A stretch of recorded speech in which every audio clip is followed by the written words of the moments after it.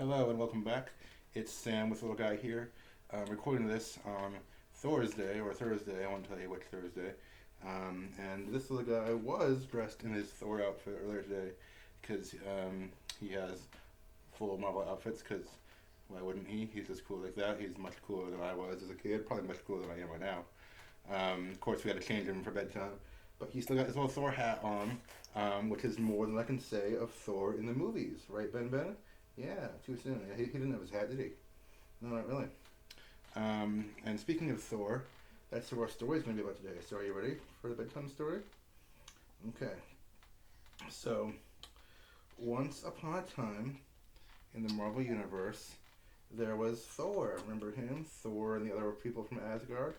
Um, they were the fictional gods of Asgard, or as the Marvel Universe establishes, kind of just space, interdimensional beings of great power. It's hard to say how you classify them exactly, but yeah. So a lot has changed since the last Thor movie. Oh, and this one's called Thor: The Dark World. Um, just, just so you know. Okay. Um, so let's see.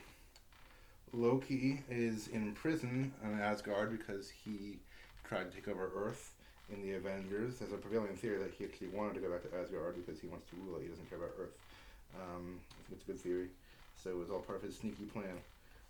And Thor is trying to bring peace to the Nine Realms, going about and fighting battles with his friends like Sif and the Warriors 3 and all those people. So, excuse me, that's pretty cool. Thor misses Jane Foster and his friends on Earth. He kind of wants to go back to them, but he can't right now because he has duties throughout the whole galaxy, pretty much. Oh, and there are some mysterious bad guys lurking in the shadows. Because why wouldn't there be? Yeah. So we learn about Malekith. He is a dark elf, and he has a whole army of dark elves who are bad guys at his command, and they are after a powerful substance called the ether, which is like a red floaty thing that can take different forms, like including a gas or a stone. Spoilers. Um, but they're after the ether, and let's see, Benny. They were like banished long ago because the Asgardians fought them and they didn't want the Dark Elves to get the ether or whatever. But now the Dark Elves are coming back from wherever they were banished to. I assume it was the Dark World or whatever, because it's the convergence, and all the worlds of the world tree are aligning in a special way, which happens once every 5,000 years. Very convenient. It's happening right now. So that's the setup, Ben Ben. Okay. So let's see. Thor is fighting his battles all throughout space, and let's see. On Earth, Jane Foster is on a date with a guy. She's still trying to get over Thor, and she's not really getting over him because, to be fair, like he's quite a guy. I mean, how do you get over him? I don't know. And then Darcy, her friend, finds like some information and some readings about this convergence happening and weird stuff happening, like the lines between planets getting blurred or some sci-fi mumbo jumbo. I couldn't tell you honestly. So there it is, yeah. And they find, let's see. Again, I also rewatched part of this one recently, but didn't have time to watch the whole thing. So yeah, my memory will be fuzzier at some parts than others. And they found this site, this place, where like a bunch of kids were gathered around a mysterious portal, and like they would drop stuff in the portal, and it would reappear like above itself, and like just fall through the air and stuff like that. And sometimes it didn't come back at all. So that was interesting, and they think that it was either from the ether or from like the magic of the convergence. And Jane and Darcy went to study that, and when Jane reached out to explore it, the ether got sucked into her. Yeah, because that's a thing that can happen. Um, so now she has the ether inside her, and she was like knocked out for a long time, and they were worried about her. But then she came to, um, and Thor came to Earth to check on her because his friend Heimdall can see all the nine realms, so Thor knows when something's going wrong. So once he realized that she had the ether, he went to check on her, and like the police and stuff were trying to take her because you know because she was dealing with stuff that they didn't think she was supposed to, but they couldn't touch her because the ether is magic and stuff. And yeah, so Thor had to bring her back to Asgard to get her some help. And he did, because she was kind of sick or was having some weird symptoms on her because she had magic space stuff inside her. And the people in Asgard tried to heal her, but Odin, Thor's dad, kind of didn't like that she was there.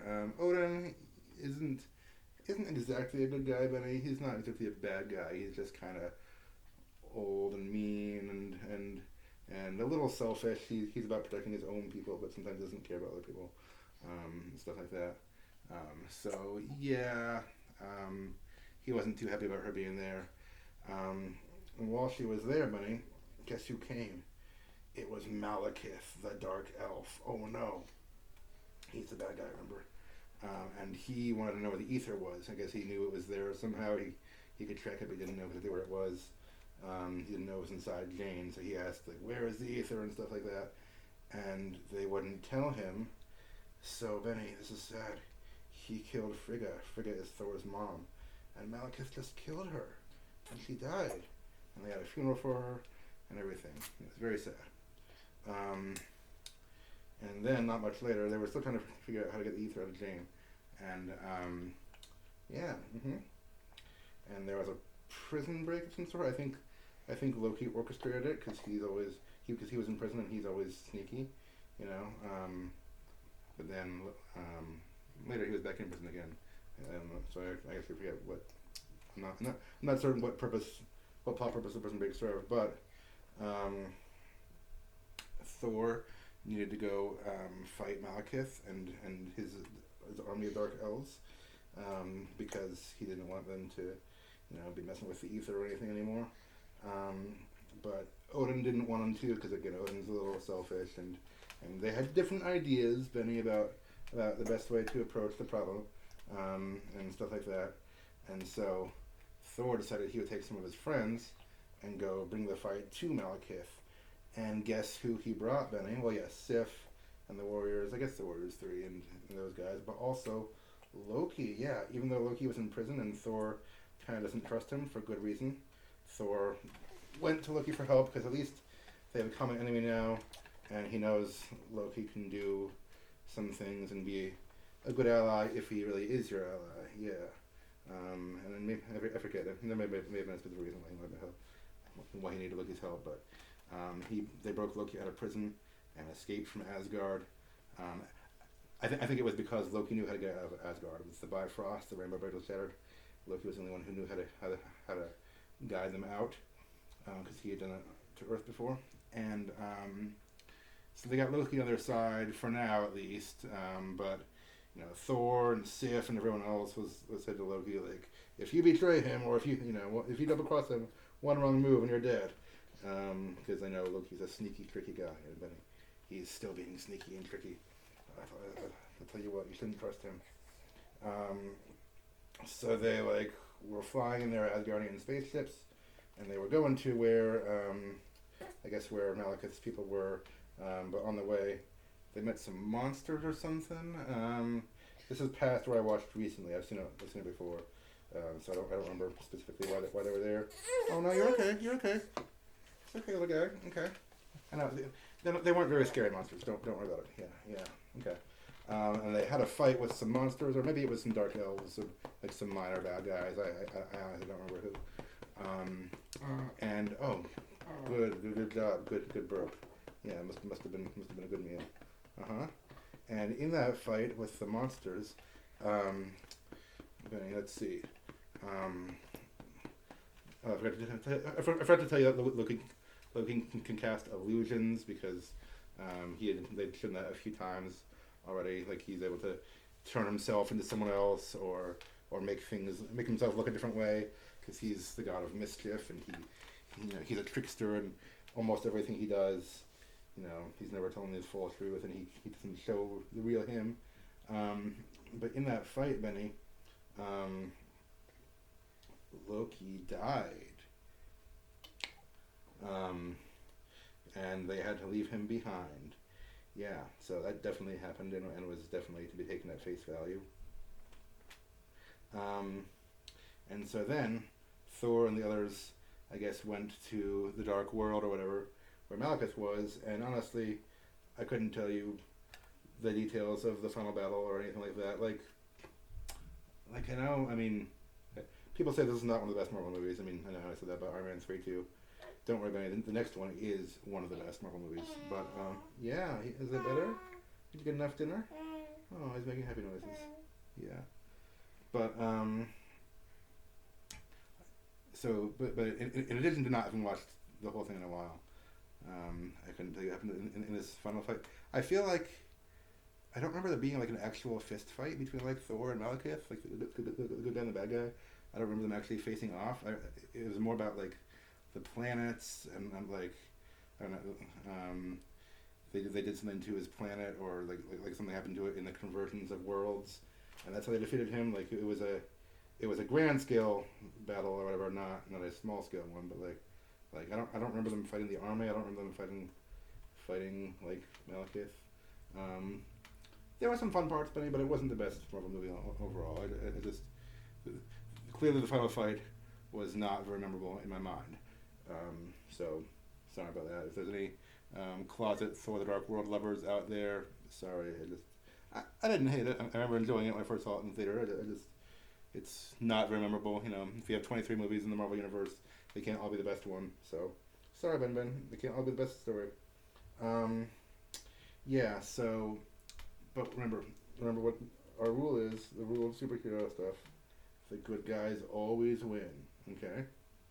So in the end, they defeated Malekith and his dark elves, and sent them all back to wherever they came from. I guess it was the Dark World, and Malekith did not get the ether.